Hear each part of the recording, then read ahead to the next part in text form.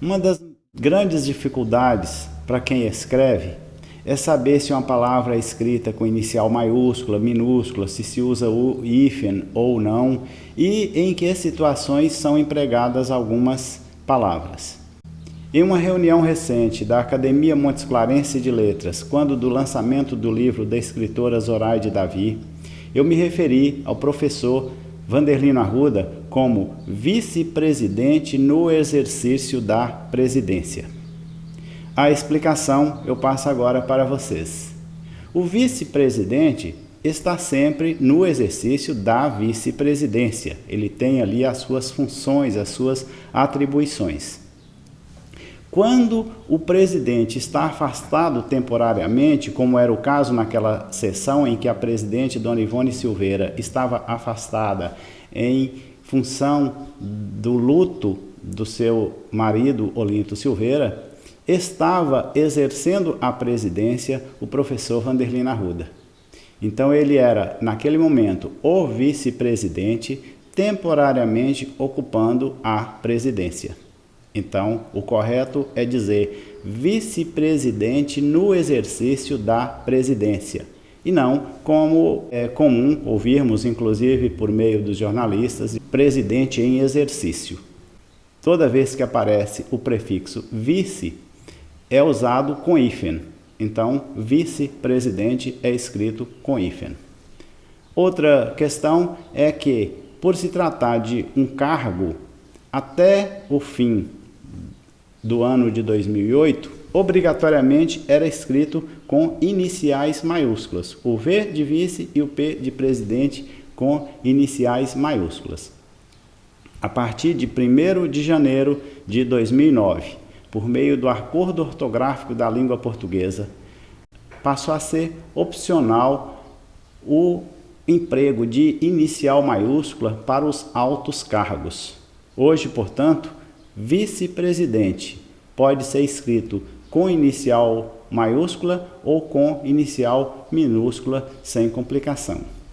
Na década de 90, aconteceram alguns fatos interessantes envolvendo essa função de vice-presidente. Assumiu o presidente Fernando Collor.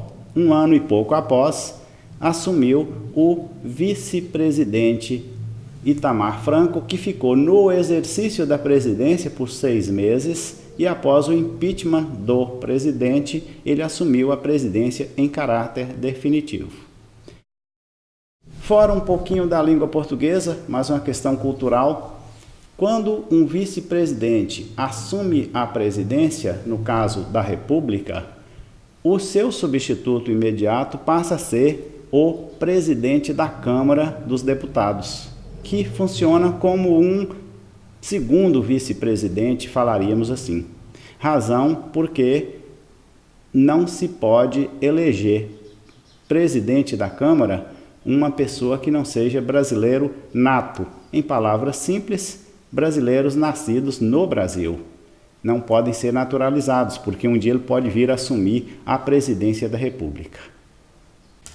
Ao pronunciarmos uma palavra, nós temos extrema facilidade. Exemplo, traz. Ao dizermos traz, não estamos sabendo, não estamos mostrando se é com S ou com Z que se escreve. Existe uma grande diferença entre traz, T-R-A-Z, com traz, T-R-A, acentuado, S. Traz, com Z, é do verbo trazer.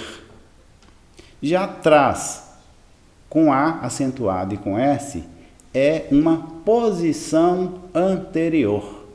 É da mesma origem de palavras como atrasado, detrás e atrás. Vamos a algumas frases em que se usam essas duas palavras. Ele traz consigo um caderno, é do verbo trazer, é com Z. Ele traz uma grande história de família, é com Z, porque é do verbo trazer. Carregue crianças sempre no banco de trás, é com S, porque é a posição do banco que é anterior. Detrás dos óculos, uma pessoa sóbria. Detrás é posição e, portanto, é com A acentuado e com S. É acentuado por ser uma oxítona terminada em A. E uma frase que comporta os dois verbos. Ele traz a moça no banco de trás da motocicleta. Cabe a observação de que muitíssimas pessoas utilizam uma frase como há 2 meses atrás, há 2 semanas atrás. Há uma incorreção, uma duplicidade de informação ou um pleonasmo por se tratar de palavras que têm a mesma significação. A do verbo haver é escrito com H e, neste caso, significa acontecido, já ocorrido. Se já ocorreu, se já aconteceu, é de um tempo passado, é de um tempo anterior. Por isso é que não se deve dizer tanto há quanto atrás na mesma frase, como há 2 meses atrás.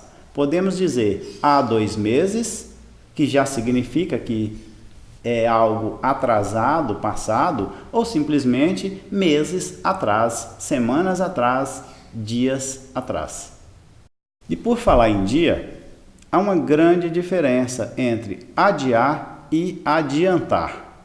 Ambos são verbos, primeira conjugação, porque terminados em AR, mas têm significados distintos. Vamos ao esquema para demonstrar estas posições.